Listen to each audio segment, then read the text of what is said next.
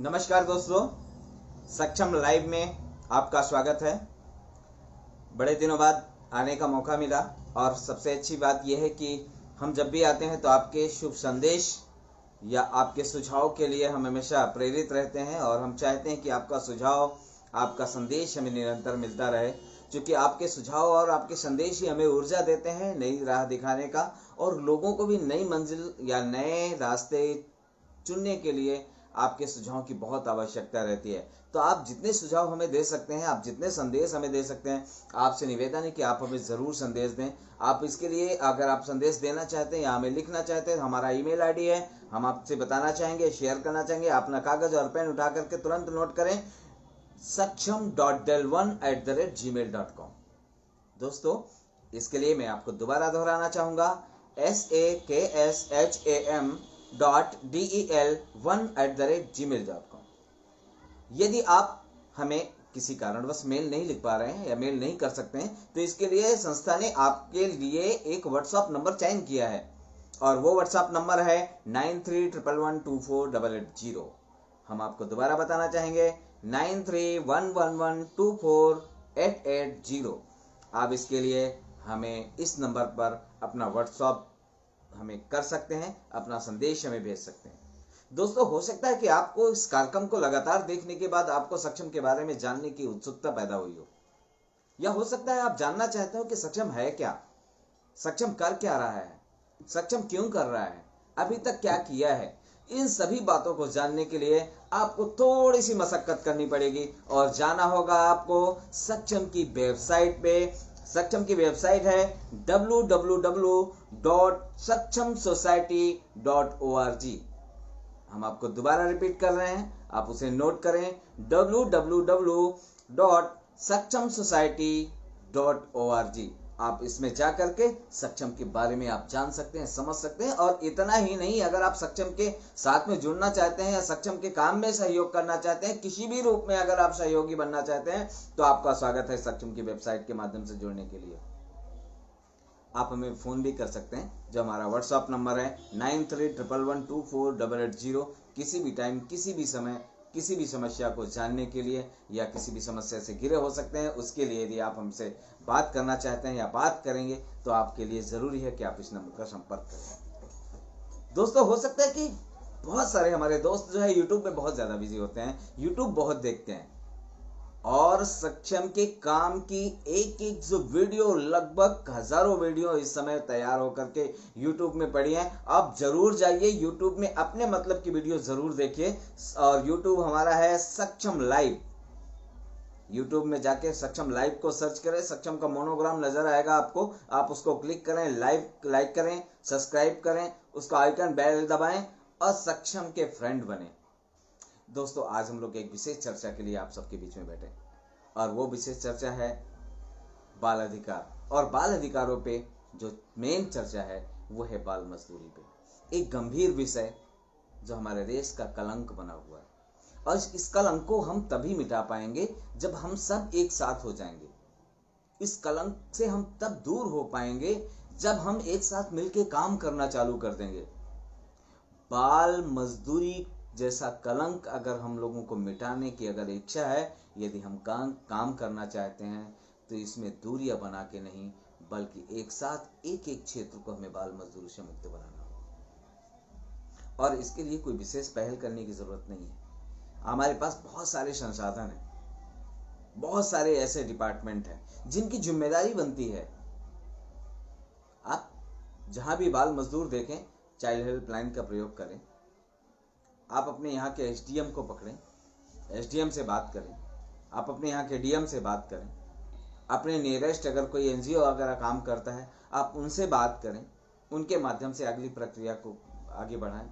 और मुझे लगता है कि अगर सही ढंग से अगर इस तरह के जो काम हो रहे हैं, आपके यहाँ पे डीसीपीयू है, डिस्ट्रिक्ट चाइल्ड प्रोटेक्शन यूनिट, आप वहाँ जाके बात कर सकते हैं। आपके यहाँ पे सीडब्ल्यूसी हो सकता है, आप उनसे बात कर सकते हैं। चाइल्ड वेलफेयर कमेटी, आप उनसे जाकर के बात कर सकते हैं और बाल अधिकारों के अंतर्गत जो बाल मजदूरी का जो मुद्दा है, आप उसे खत्म करने में अपना बेहतरीन योगदान दे सकते हैं। तो दोस्तों, आज हम इसी मुद्दे पे चर्चा आपसे करने जा रहे हैं। बहुत गंभीर मुद्दा है चिंता वाला विषय है, एक शर्मनाक विषय है कि हमारा देश, जो उभरता हुआ भारत, 21वीं सदी में सबसे अग्रणी भूमिका निभाने वाला भारत कि हम कल्पना कर रहे हैं, सपने देख रहे हैं, उस दिशा में हमारे प्रयास भी हो रहे हैं, लेकिन जो हाथ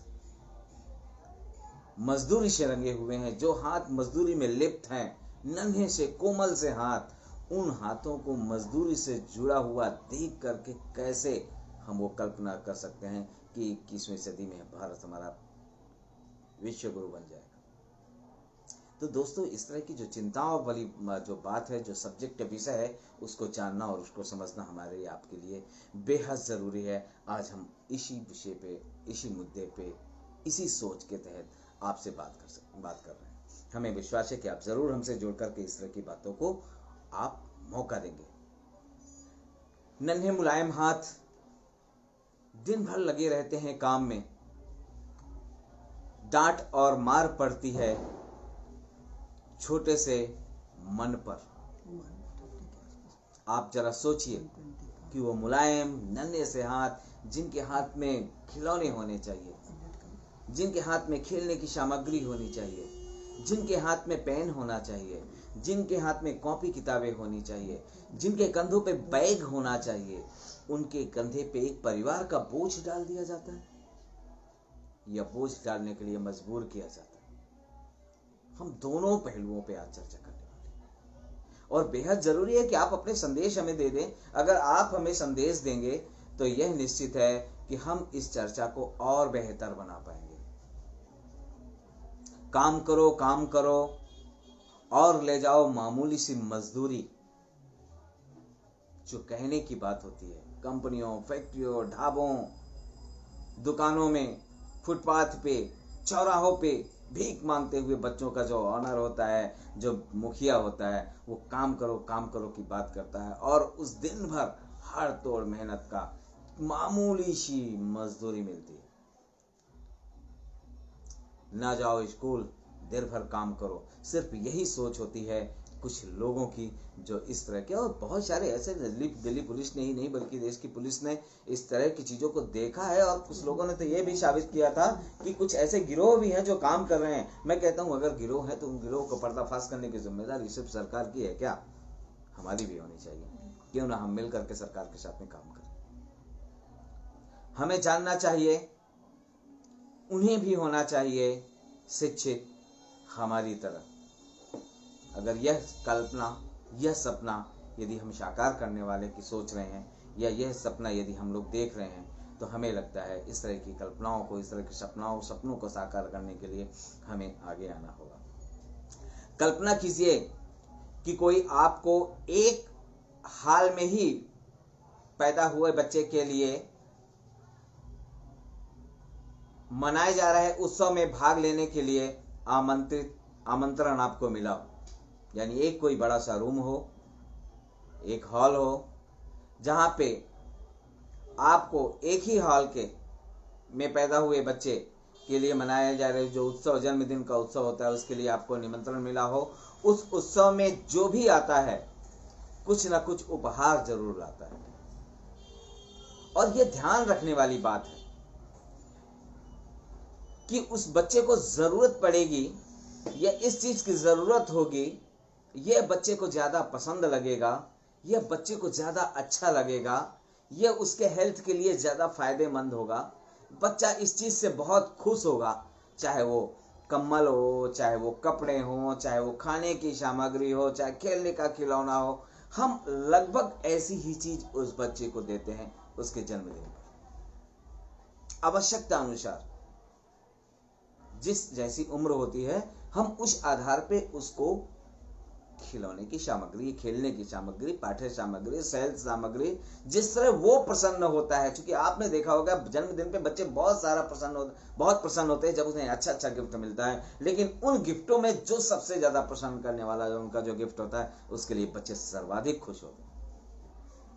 और जब बच्चे बहुत ज्यादा खुश होते हैं तो हमारी अपेक्षाएं ही वही होती हैं, हमारी उम्मीदें ही होती हैं कि हमारा गिफ्ट सबसे बेस्ट, सबसे अच्छा गिफ्ट होगा। अगर ये बच्चा गिफ्ट देखेगा, शायद हम यही सोच करके गिफ्ट देते हैं। हाँ, कुछ लोग, हो सकता है ऐसे भी लोग होते हैं जो गिफ्ट फॉर्मेलिटी के लिए देते हैं, लेकिन आपके यहाँ पे कुछ लोग ऐसे भी होते हैं जो एक मामूली सा गिफ्ट देते हैं, लेकिन वो बच्चे के जीवन के लिए बहुत कायदेमंद है। कुछ लोग सांकेतिक गिफ्ट देते हैं, और सांकेतिक गिफ्ट का मतलब जैसे पेन, पेंसिल,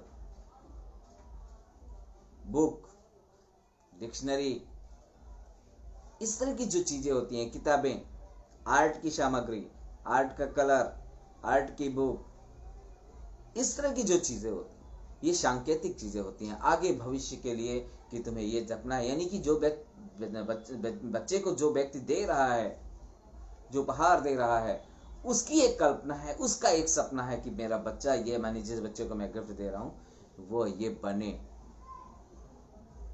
और कितनी भावनाओं के साथ में व्यक्ति जाता है। आप उन उपहारों के बारे में सोचिए और फिर एक सूची बनाइए कि कौन सा उपहार बच्चे के स्वास्थ्य के लिए अच्छा होगा, बच्चे की सुरक्षा के लिए अच्छा होगा, बच्चे की खुशी और विकास की दृष्टि से आवश्यक है।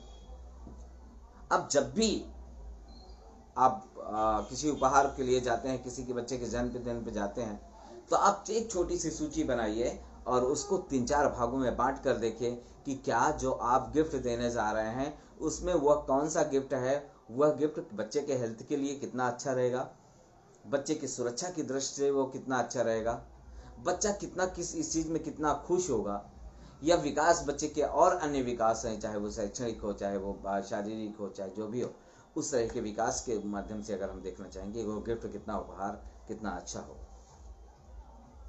इस सूची को बच्चे की जरूरत और बच्चे के अधिकार की तुलना में जोड़ना बहुत जरूरी होता है, और हम अक्सर ऐसा जोड़ते नहीं हैं, हम अक्सर ऐसा सोचते नहीं हैं, लेकिन दोस्तों ऐसा होता जरूर है। हमारी अंदर की भावनाएं जरूर होती हैं जो हमें उकसाती हैं, हमें कहती हैं, हमें बार बार यह संदेश देती हैं कि यह बहुत जरूरी है, चलो हम ये गिफ्ट देते हैं। कुछ लोग तो बच्चे के भविष्य को लेकर के उसको कुछ चांदी का सामान दे देंगे, कुछ सोने का सामान देंगे, कुछ चेक दे देंगे ताकि बच्चे के आने वाले समय में काम आ जाए। तो ये बेहद जरूरी है। इस सूची की बच्चे की जरूरत है और बच्चे के अधिकार से उसका तुलना कीजिए। आप देखेंगे कि अधिकार वे नियम हैं जो लोगों की सुरक्षा और सम्मान को ध्यान में रखते हुए निर्धारित किए गए। यानी जब आप बाल अधिकारों की तुलना को देखना चालू करेंगे तो जो आप गिफ्ट देने जाने जा रहे हैं, जिस गिफ्ट को देने जाने जा रहे हैं, आप उसमें देखेंगे कि जो भी आप देखने जा रहे हैं वह कहीं ना कहीं बच्चों के अधिकार और सम्मान को ध्यान पे रखते हुए आपने सुनिश्चित किया है और निश्चित किया है।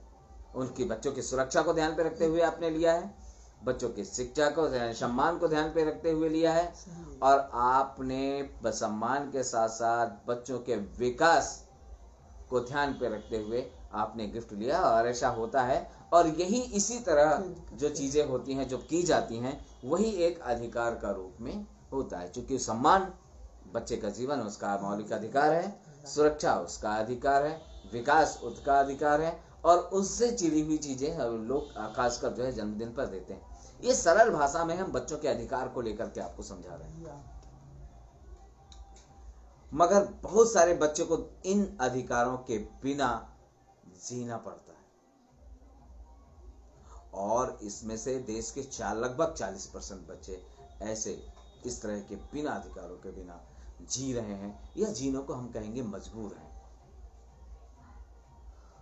और अगर मजबूर है तो उसकी पूरी गलती बच्चे की नहीं है,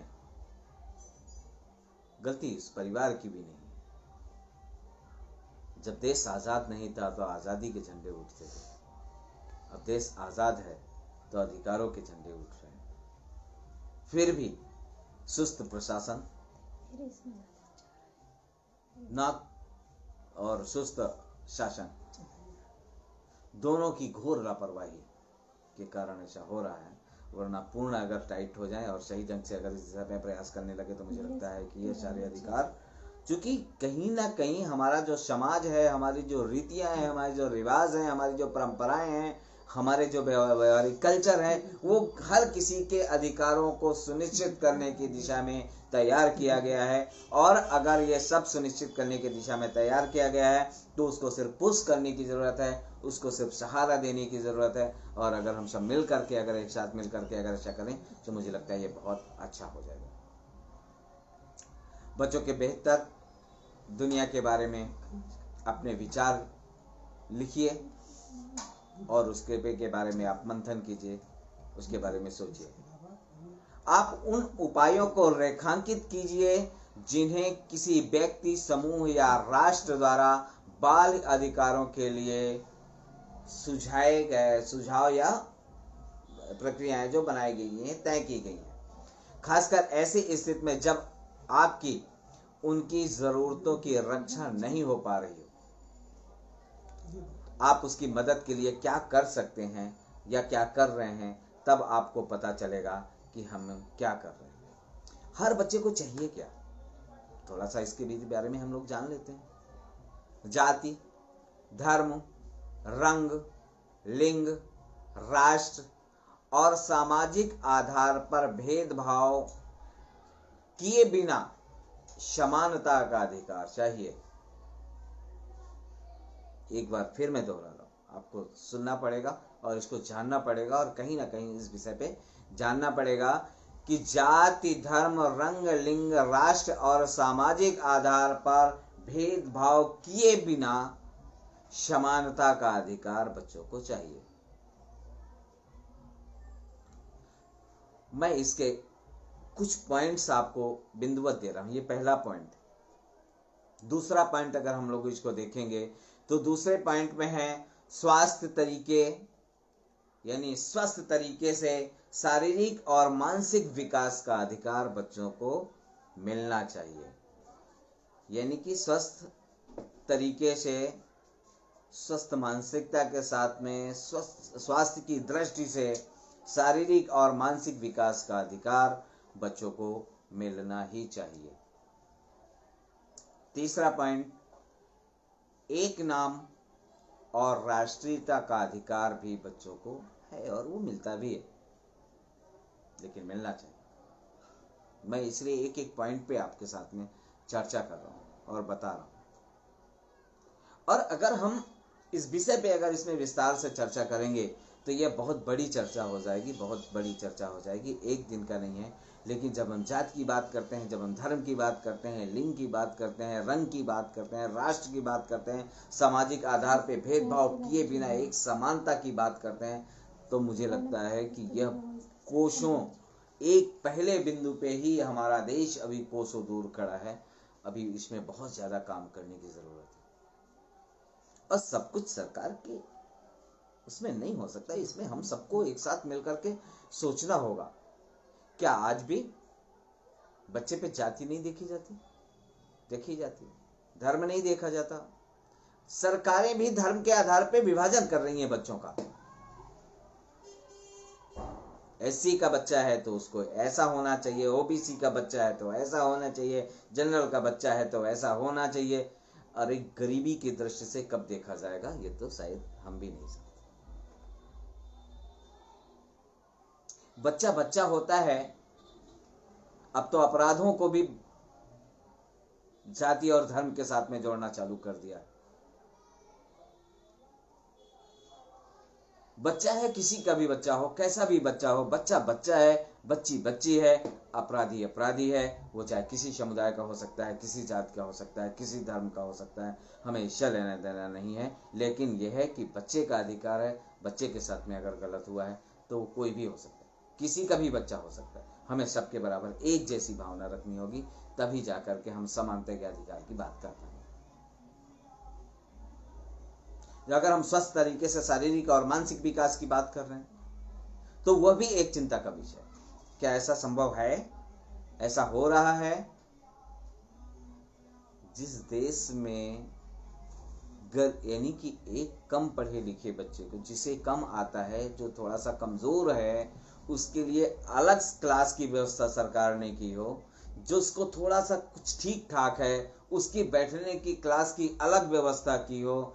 जो उससे बेहतर है और बेहतर है, एक ही क्लास में 3-3 4-4 क्लासें अगर डिवाइड करके कि ये इस मिशन का है, ये इस मिशन का, इस तरह अगर बैठाल करके किया गया हो, वहां से क्या कल्पना की जा सकती है कि उस देश में समानता की बात कभी हो सकती है क्या? एजुकेशन कल्चर को भी हम लोग देखें। कॉमन शिक्षा प्रणाली कब लागू होगी? कब ये होगा कि चाहे वो चपरासी का बच्चा हो, चाहे वो प्राइम मिनिस्टर का बच्चा हो या मिनिस्टर का बच्चा हो, हर कोई बच्चा एक ही स्कूल में पढ़ेगा? यह सोच कब जगेगी? एक नाम और एक राष्ट्रीयता के अधिकार की बात करते हैं तो यह तो मजबूरी है, आपको देना ही देना है, और वो मिल रहा है। एक नाम और राष्ट्रीयता का अधिकार है, वो मिल रहा है। लेकिन जब हम बात करते हैं पोषण, आवास, स्वास्थ्य सेवाओं के लाभ का अधिकार की बात करते हैं, तो वहां पे यह प्रतिशत जाकर के बहुत घट जाता है। पोषण की व्यवस्था की अगर हम लोग बात करते हैं तो आज भी आप कोई भी सरकारी आंकड़ा उठा के देख लीजिए, सरकारी दावा उठा के देख लीजिए, सरकार की वेबसाइट में चले जाइए, या विभिन्न संस्थाओं ने अलग अलग प्रकार से सर्वे किया है, आप उस पर जाकर के देख लिए कि देश की पोषण की स्थिति क्या है।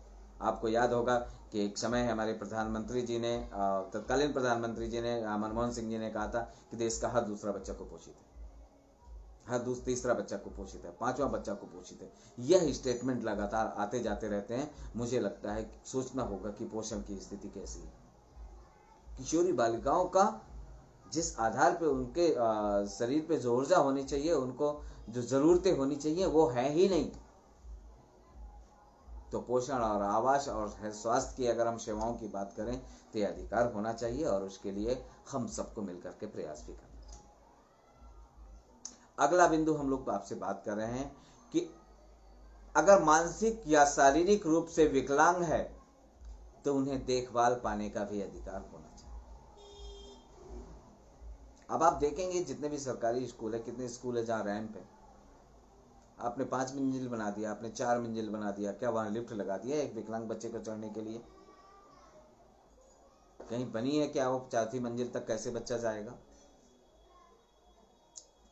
अरे इतना ही नहीं, बच्चे के तो खेलने के, खेलकूद के स्कूल से ग्राउंड खत्म कर दिया। सोचना होगा, आप कितना भी रंग पेंट करवा दें, कितने भी खूबसूरत टाइल्स लगा करके, विदेश से पत्थर मंगवा करके आप स्कूल बना दें, दुनिया का सबसे बेहतर स्कूल बना दें, लेकिन बच्चों के खेलने की जहां आवश्यक सामग्री नहीं होगी, खेल का मैदान नहीं होगा, समझो कुछ नहीं। तो बेहतर होगा कि मानसिक और शारीरिक रूप से विकलांग जो बच्चे हैं, उनकी दृष्टि से भी हमें उनके अधिकारों को ध्यान पे रखते हुए हमें इस तरह के संसाधनों को प्राप्त कराना होगा। प्यार पाने, अपनी बातों को समझने, जानने और सुरक्षा का भी अधिकार होता है। अब जिसके माँ बाप, लोग कहते हैं माँ शब्द ही ऐसा है, और माँ दुनिया का सबसे खूबसूरत, सबसे प्यारा शब्द होता है, और बच्चा सबसे ज्यादा अपनी माँ को प्यार करता है। माँ को टाइम ही नहीं है कमाने से, बच्चे तो आया पालेंगी, बच्चा प्यार किससे पाता? आपको अपने मोबाइल से फुर्सत नहीं है और आप सोचते हैं कि बच्चा प्यार पा जाए। बहुत सारे एडवर्टाइज हम देखते रहे, समझते रहते हैं, और एक एक चीज को हम लोग समझते हैं। बहुत दुख होता है। बच्चा आपसे बात करने के लिए तरस रहा है, बच्चा आपसे बात करना चाहता है, बच्चा आपसे कुछ कहना चाहता है, बच्चा आपके साथ में खेलना चाहता है, आपको टाइम ही नहीं।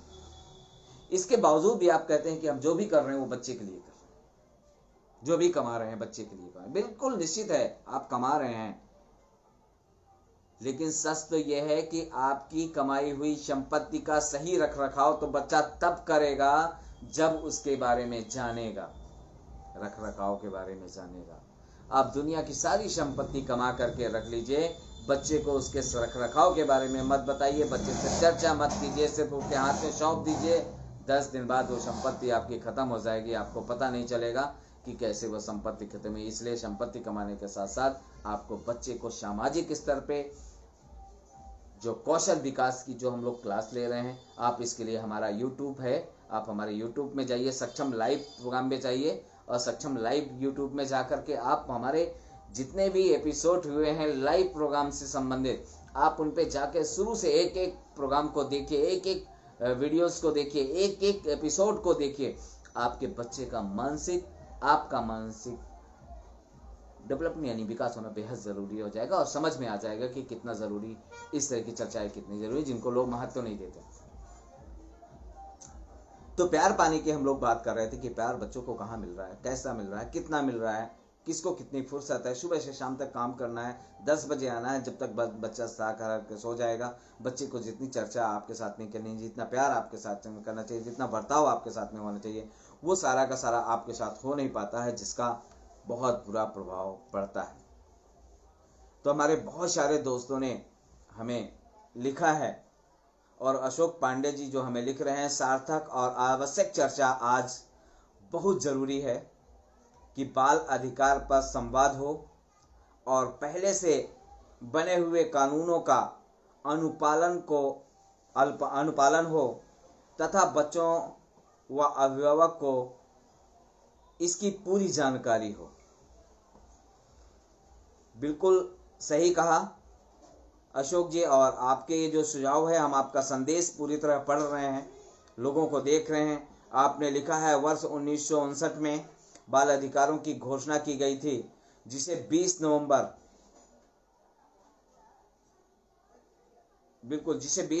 2007 में स्वीकार किया गया। बाल अधिकार में जीवन का अधिकार, भोजन, पोषण, स्वास्थ्य, विकास, शिक्षा, पहचान, नाम, राष्ट्रीयता, परिवार, मनोरंजन, बदसलूकी, हम आपके बताए हुए जितने भी मुद्दे हैं जो आपने लिखा है, बिल्कुल सही लिखा है। हम उन्हीं मुद्दों पे लगातार चर्चा कर रहे हैं, उन्हीं मुद्दों पे बात कर रहे हैं, लेकिन एक एक चीज पे हम लोग विस्तार से बात कर रहे हैं। इसी के साथ में हमें जो है काजल जी ने लिखा है, और आपका भी बहुत बहुत धन्यवाद।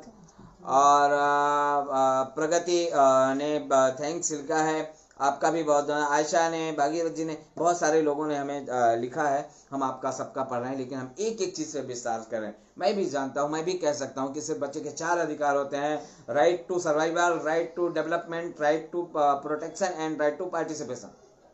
4 अधिकार का मतलब क्या होता है? कहने का मतलब कि इस तरह बोल देना, गोल करना, मुझे लगता है कि अच्छा तो होता है, लेकिन उसके अंदर विस्तार से चर्चा करना बेहद जरूरी है। इसलिए हम आज बाल मजदूरी पे बात कर रहे हैं, और बाल मजदूरी के अंदर ये जो चीजें हैं उसको बात कर रहे हैं कि बच्चा प्यार नहीं पाता, अपनी बातों को समझने का जो उसको सुरक्षा का जो अधिकार है वह भी बच्चे को नहीं मिल पा रहा है। और अधिकांश क्या मुझे लगता है कि बहुत सारे ऐसे बच्चे हैं जो देश में जिन्हें जरूरत है। मुफ्त शिक्षा, खेलने और रचनात्मक जो गतिविधियों में हिस्सा लेने का जो अधिकार है वह भी खोता जा रहा है। मुफ्त शिक्षा की बात करते हैं, बहुत अच्छा लगता है, और इसके लिए आरटी एक्ट है, राइट टू एजुकेशन एक्ट। और राइट टू एजुकेशन एक्ट कहता है निःशुल्क और अनिवार्य शिक्षा का अधिकार अधिनियम। और अगर हम इसकी बात कर रहे हैं, मुफ्त की बात कर रहे हैं, तो क्या आज भी बच्चों के लिए आने जाने के लिए संसाधन है? क्या बच्चा घर से स्कूल जा पा रहा है? लगातार मैं शाहबाडेरी एरिया की बात कर रहा हूँ कि शाहबाडेरी के स्कूल की जब खराब हो गया था, उसकी हम लोगों ने डिमांड स्कूल की मांग की थी, और मांग करने के बाद उस स्कूल को शिफ्ट किया गया था, यहाँ से दूसरी जगह शिफ्ट किया गया था। और अंदाज़ा लगाएंगे कि पर डे 20 से 40 रुपया प्रति बच्चा प्रतिदिन खर्च होता था उस स्कूल में जाने का। इस कारण से बहुत सारे बच्चे स्कूल भी नहीं जा पा रहे थे। तो यह जो कि आज भी विकलांग बच्चों की बात कर रहे हैं, कानून में भी लिखा है, बात कर रहे हैं, सब कुछ कर रहे हैं, लेकिन बच्चे को, विकलांग बच्चे को आने और ले जाने के लिए कहाँ से किसी स्कूल में संसाधन है? कौन सा ऐसा सरकारी स्कूल है जिसमें ऐसे संसाधन है? और नहीं है तो हमें इसकी जरूरत के आधार पे हमें इसकी मांग करनी पड़ेगी, हमें इसको आगे आना पड़ेगा। मुफ्त शिक्षा, खेलने का अधिकार, तो मैंने पहले ही कहा कि जब पार्क गायब होते जा रहे हैं या पार्क नशेड़ियों का अड्डा बन रहे हैं और पुलिस आंख बंद करके सब कुछ देख रही है। और यही है कि अपराधी हमारे आदरणीय प्रधानमंत्री जी एक घोषणा लगातार करते हैं और लगातार कहते हैं कि आतंकवादी की कोई जाति नहीं होती, कोई धर्म नहीं होता, आतंकवाद को जड़ से खत्म कर देना चाहिए। मुझे लगता है कि आतंकवादी विचारधारा को पहले खत्म करना चाहिए और इस तरह के जो छोटे मोटे जो घटनाएं होती हैं उसे खत्म करने के लिए हमें ठोस कदम उठाना पड़ेगा पुलिस के साथ में काम करने के लिए। यह सरकार को कुछ नए दिशा में सोचना होगा कि पुलिस की भी कुछ रिस्पॉन्सिबिलिटी होती है। और मुझे लगता है कि हम लोग जो देखते हैं कि जुर्म देखता हुआ आंख बंद करके जो निकलता है वह पुलिस ही है। और संरक्षण कहीं ना कहीं, मैं सभी पुलिस वालों को दोष नहीं देता, लेकिन आपको ये जरूर बता देता हूँ कि आपको इस देश की 50% पुलिस ऐसी है जो अपराध को संरक्षण देती है, जिसके कारण अपराध बड़ा बनता है। और जब बड़ा बनता है तब जाकर के वो आगे,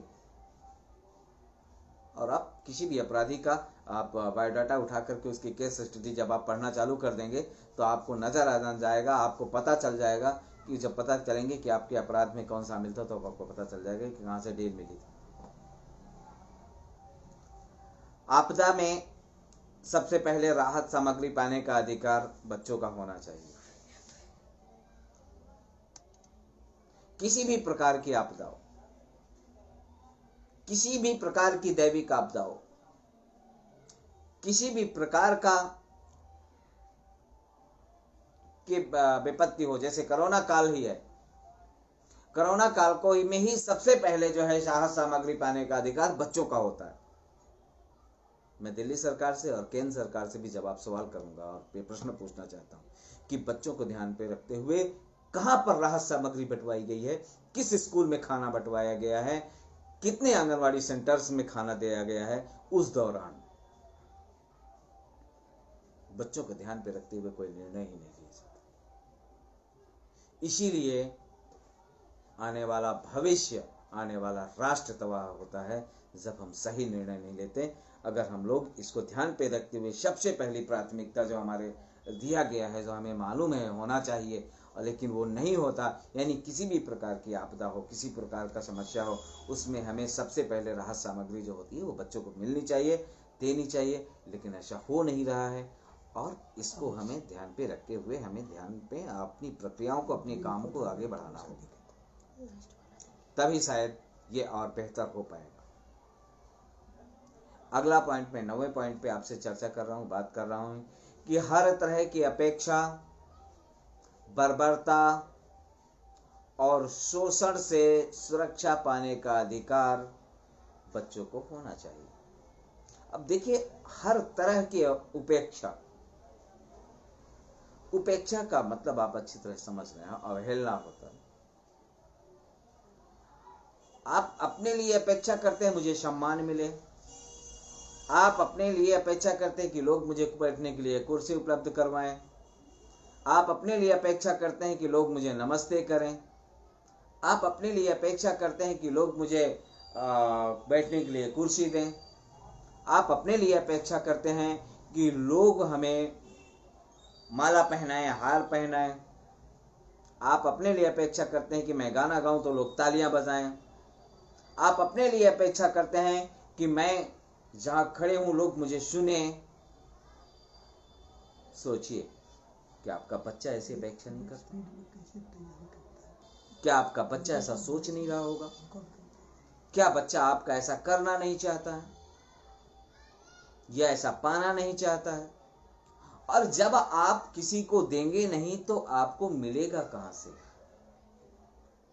इसलिए बेहद जरूरी है कि हमेशा जिस तरह हम सोच रहे हैं अपने लिए, वैसे ही अगला व्यक्ति भी सोच रहा है, एक बच्चा भी सोच रहा है, एक बुजुर्ग भी सोच रहा है। हमें हर किसी को ध्यान पे रखते हुए हर तरह की हर तरह की उपेक्षा, बर्बरता, शोषण से सुरक्षा पाने का अधिकार बच्चों को मिलना चाहिए। अशोक पांडे जी, आपकी बात मैं दोहरा इसलिए रहा हूं और बार बार इसलिए याद कर रहा हूं कि आप हमारे हर एपिसोड को देख करके अपने बेहतरीन सुझाव हमें देते हैं। लेकिन हम आपके उन सुझावों को कभी नज़रअंदाज नहीं करते हैं, उनको लिखते भी हैं, उनमें पढ़ते भी हैं, समझते भी हैं, लेकिन हम एक एक चीज को बड़ी गहराई से बात करना चाहते हैं। अगर हम बर्बरता की बात करेंगे, उपेक्षा की बात करेंगे, शोषण की बात करेंगे, सुरक्षा की बात करेंगे, तो वो अधिकारों की अगर हम बात करके तुरंत निकल जाएंगे, लेकिन कैसे कैसे बर्बरता हो रही है हमें इस पे भी चर्चा करना होगा। शोषण किस किस प्रकार के हो रहे हैं, हर कोई जानता है कि इस समय बच्चों का बलात्कार बहुत ज्यादा हो रहा है, हर कोई जानता है कि बच्चे का अपहरण बहुत ज्यादा संख्या में हो रहा है, लेकिन फिर भी हम आंख बंद करके बैठे हैं, हम चुपचाप बैठे हैं, हम हाथ में हाथ रखे बैठे हैं, सब कुछ पुलिस के हाथ में या प्रशासन के हाथ में दे के बैठे हैं। इसीलिए तो ये घटनाएं बढ़ती जा रही हैं। जिस जिस दिन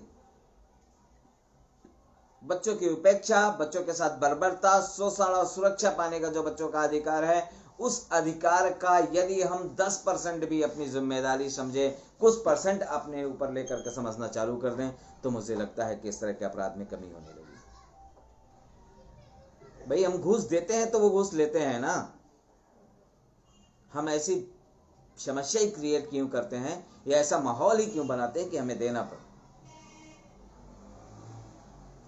मुझे याद है कुछ 1-2 वर्ष पहले कुछ साथी थे और वो जो है उन्हें राशन कार्ड बनवाना था। हमने उनसे कहा कि ये बनाने की ये विधियां हैं, आप यहाँ जाइए, आप ऐसे अप्लाई कर दीजिए, इसके बाद आपको मिल जाएगा। वो बोले अरे सर कहाँ इतनी भाग दौड़, इतना दिन इंतजार करेंगे, किसी दलाल को देकर के थोड़ा बहुत पैसा देकर के बनवा लेंगे। तो इसमें 2-3 चीजें नजर आती हैं। आपने उनको पैसे देने का ऑफर, लेकिन जब आप बात आती है घूस लेने की, तो आप कहेंगे हाँ प्रशासन घूस लेता है। अरे घूस देता कौन है? आपने ऐसा माहौल बना दिया। दलाल किसने खड़े किए? उनकी रोजी रोटी बंद हो जाती है अगर आप देना बंद कर देते। तो मुझे लगता है इस तरह की जो चीजें होती हैं उसको हमें समझना होगा। इसलिए हमें मुख्य रूप से बच्चों के जो अधिकार हैं, उन अधिकारों के जो चीजें हैं जिसमें हम लोग चर्चा कर रहे हैं, उसमें हमें समझ बनानी होगी और हमें ही कुछ चीजों को समाप्त करने के लिए अपने कदम बढ़ाने पड़ेंगे। आप शुरुआत करें, बाकी सब अच्छा होगा। मैं अपने इन बच्चों को जो मिलने वाले जो अधिकार है उसमें से 10वें अधिकार की तरफ हम लोग 10वें नंबर पे जाकर आपसे बात करें, और 10वां है शांति सहिष्णुता के विकास में सहयोग करने और विश्व मानव समुदाय का सदस्य बनने का अधिकार भी बच्चों का है। मैं फिर एक बार दोहरा रहा हूं, शांति और सहिष्णुता के विकास में सहयोग करने और विश्व मानव समुदाय का सदस्य बनने का अधिकार बच्चों को है। अब ये कहां तक है, कितना है, इसके बारे में हम जान भी सकते हैं, समझ भी सकते हैं, कहां पर कितना मिल रहा है, कहां कितना नहीं मिल रहा, हमें क्या करने की जरूरत है और कितना करने की जरूरत है। महत्वपूर्ण परिभाषित शब्दों की बात हम लोग करते हैं तो उसमें मैं थोड़ी सी चर्चा जरूर करना चाहूंगा, क्योंकि समय काफी हो चुका है। लगभग 10 मिनट हमारे पास हैं अभी, और हम उस 10 मिनट को कितना कम शब्दों में आपको बता पाते हैं, हम वो कोशिश जरूर करेंगे। नागरिकता एक देश का वैध सदस्य के रूप में जिसे हम कहते हैं, सामूहिक हित की अगर हम बात करते हैं तो समाज के प्रति निष्ठा, ना कि सिर्फ अपने लिए। जब समाज की चिंता की बात, जब सामूहिक हित की बात करते हैं तो उसका मतलब यही होता है कि अपने प्रति नहीं, हमें समाज के प्रति सोचना होगा, समाज के प्रति हम लोगों की इच्छा को जगाना होगा।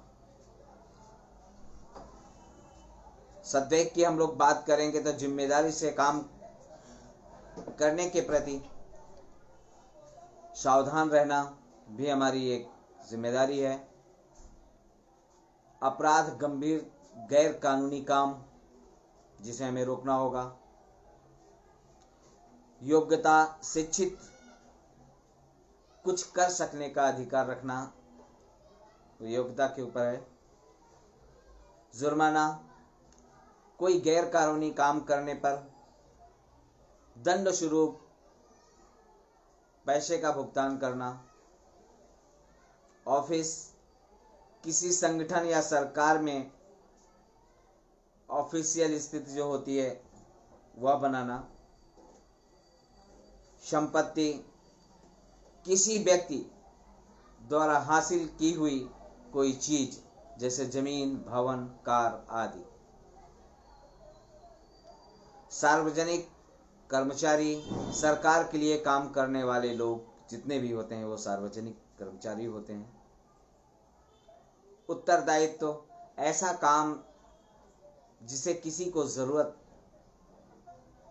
जरूर करना चाहिए, ऐसा काम जिसे किसी को जरूर करना चाहिए या करने के लिए तत्पर रहना चाहिए, वो हमारे उत्तरदायित्व के ऊपर निर्भर करता है। और इस तरह के जो सभी बिंदु हैं, सभी जो चीज़ें हैं, उस पे हमें उसी आधार पे हमें अपने काम को लेकर के चर्चा करनी होगी और उसी आधार पे हमें अपने सिद्धांत को बनाना होगा। हमारे जो बच्चों को भारतीय परंपरा के मुख्य तत्वों के से परिचित कराना होगा, ये हमारा उद्देश्य होना चाहिए, हमारे एक सोच में होना चाहिए। संस्कृति, जड़ों को मजबूत करना, जिससे बच्चों की एक अलग पहचान बनती है, वो भी हमें इस पे काम करने की ज़रूरत है। अपने देश की परंपरा और संस्कृति के प्रति गर्व, अपनेपन की भावना का विकास करना भी ये हम सबकी जिम्मेदारी बनती है।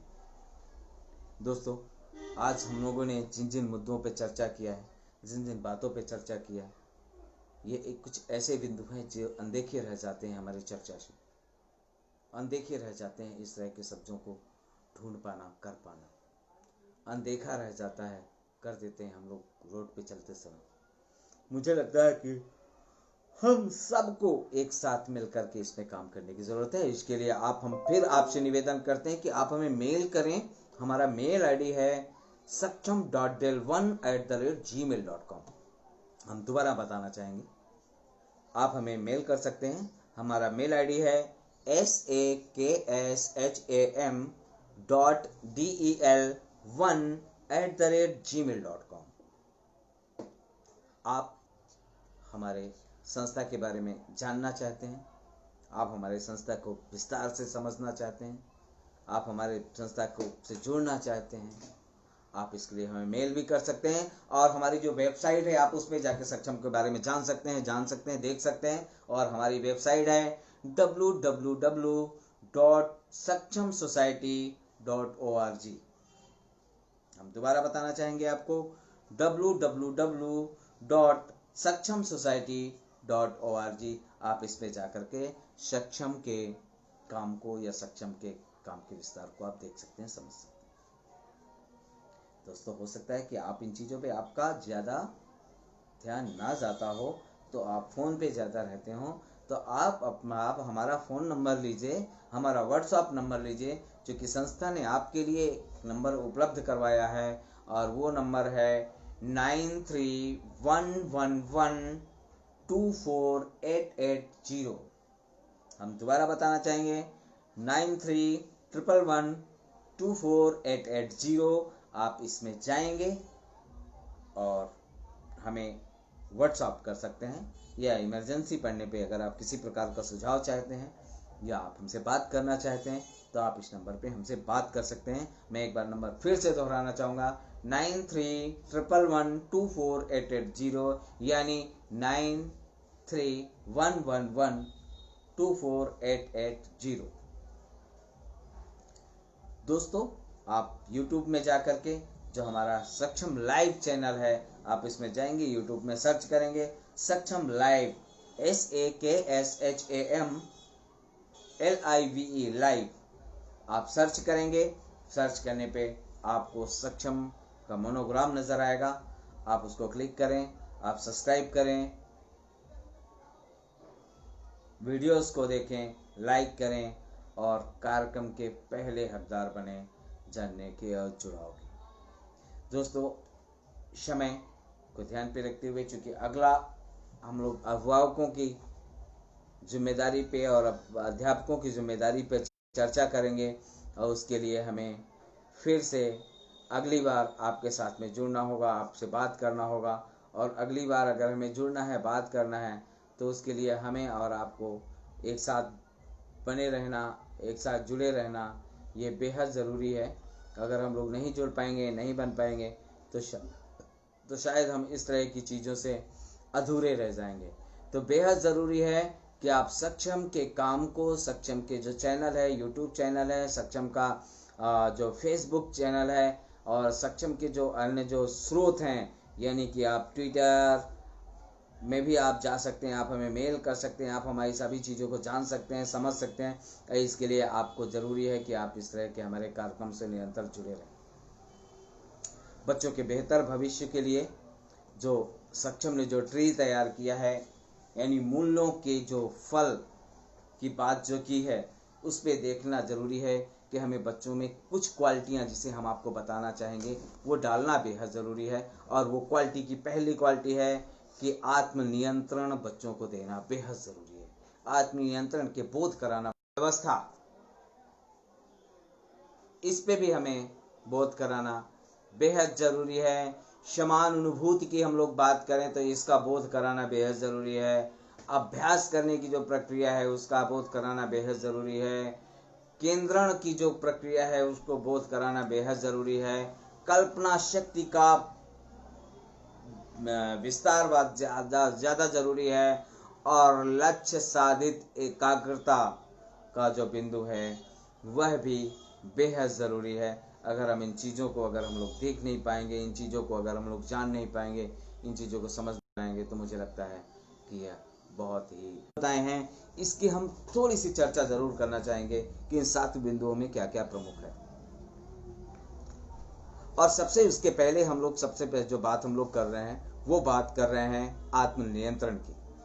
और आत्मनियंत्रण का मतलब ये होता है करना और गुस्से पे नियंत्रण करने का अनुभूति अगर युवक हम लोग तैयार कर पाए, बच्चे तैयार कर पाए, लोग तैयार कर पाए, तो दया दिखाने की जो भावना है, उसका जो तरीका है, तारीफ, एक दूसरे की जो तारीफ करने का जो प्रक्रिया है, या क्षमा करने की जो प्रक्रिया होती है, उसको बल मिलेगा। और उस आधार पे हमारा समाज है, हमारा बच्चा आगे बढ़ पाएगा।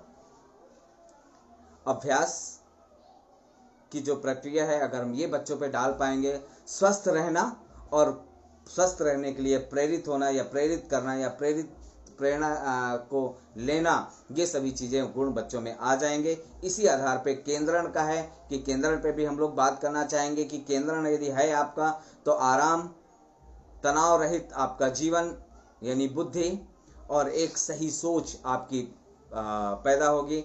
इसी आधार पे कल्पना शक्ति अगर हम लोग बात करें तो रचनात्मकता आ जाएगी बच्चों में। आपके बच्चों का यानी उनको चुनाव करने की जो उनकी प्रक्रिया है वो मजबूत होगी, अंतर्दृष्टि उनकी मजबूत हो जाएगी। और अंत में हम लोग ये बताएंगे लक्ष्य साधित एकाग्रता की अगर हम लोग बात करते हैं तो केंद्रीयभूत उत्साह जागृत करना और दृढ़ता बच्चों के अंदर आ जाएगी। इसलिए दोस्तों बेहद ज़रूरी है कि आप इन 7 बिंदुओं को ध्यान पे रखते हुए अपने बच्चों का भविष्य निर्माण करें। और जिस आधार पे अभी हम लोगों ने बाल मजदूरी पे एक विस्तार से चर्चा किया है, उसके कुछ बिंदुओं को छुआ है, कुछ बिंदुओं पे आपसे चर्चा किया है। हम चाहेंगे कि आप ऐसे भविष्य निर्माण के लिए आइए सक्षम के साथ जुड़ते हैं। और हम ठानते हैं कि हम जितना कुछ कर पाएंगे, जितना कुछ करेंगे, हम उसके लिए अपना सर्वस्व न्यौछावर करने को तैयार हैं। आइए हम साथ में मिल करके बाल भविष्य निर्माण के लिए एक नई नींव रखते हैं, एक नई प्रक्रिया शुरुआत करते हैं। इसके लिए आप सबका स्वागत है। आप हमें मेल कर सकते हैं। हमारा मेल आईडी हम आपको दोबारा बताना चाहेंगे, saksham.del1@gmail.com।